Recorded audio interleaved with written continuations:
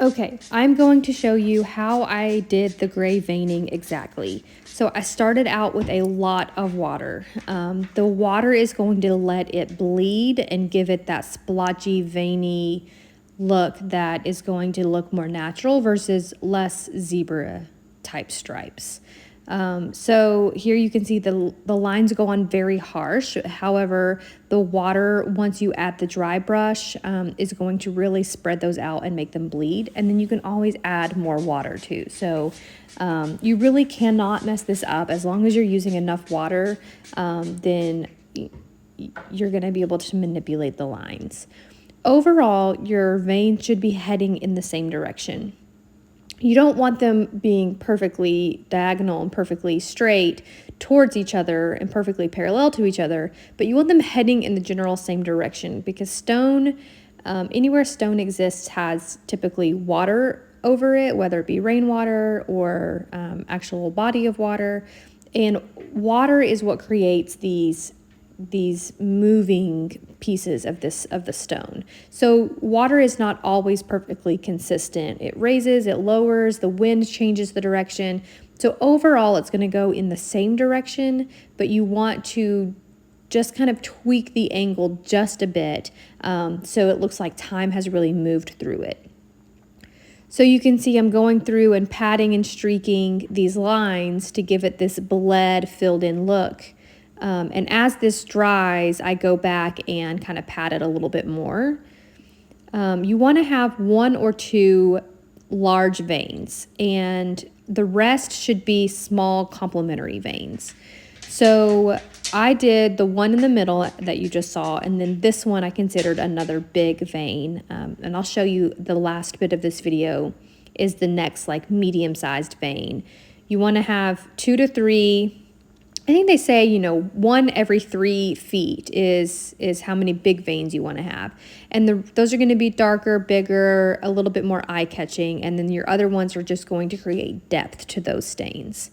So here you can see I'm just sort of smearing it. Smearing it is a good way to think about these types of veining. Don't forget your edges. That's really important to make this look natural, like a piece of stone versus a countertop that you painted. So lots of smearing, lots of movement. You can see on the right side how I really kind of created what I call a belly, and that's going to give you more of a natural look versus, again, the striped zebra situation.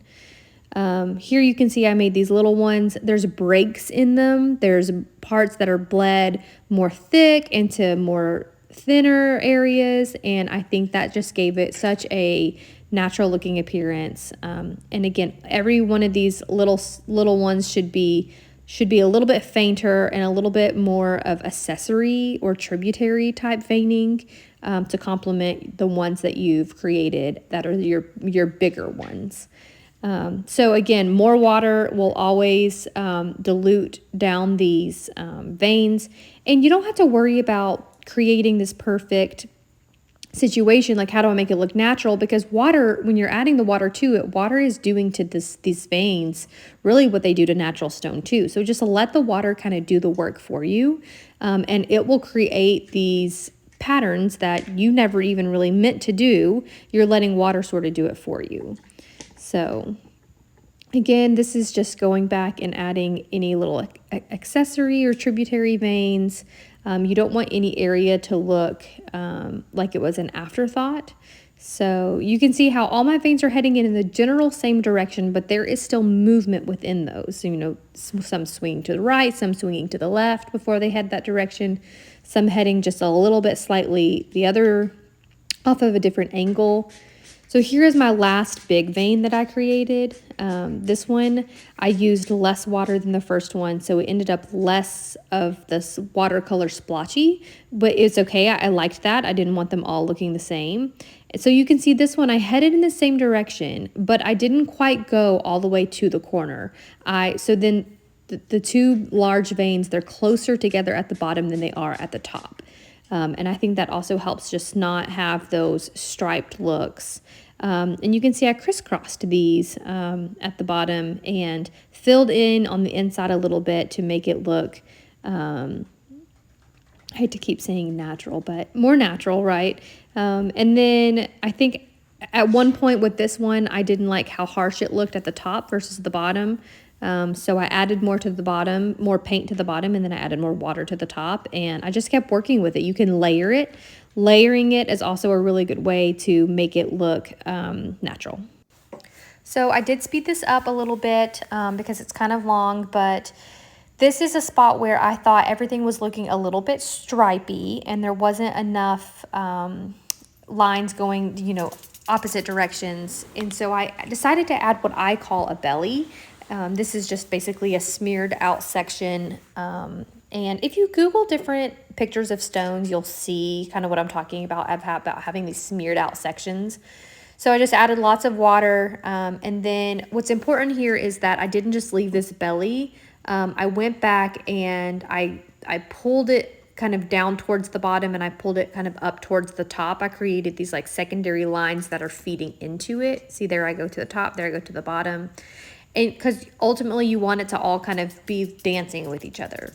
So then I added more water to make it spread out and blend even more. And there you have it, the smeared that broke up the stripes.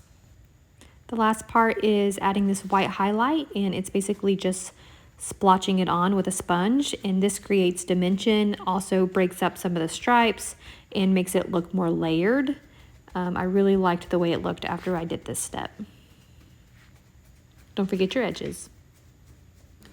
Here is what it looked like when it was all done. You can see the splotches, the smears, the bleeding, all makes it look natural at the end. Some darker spots, some lighter spots. The water is really the secret to it all.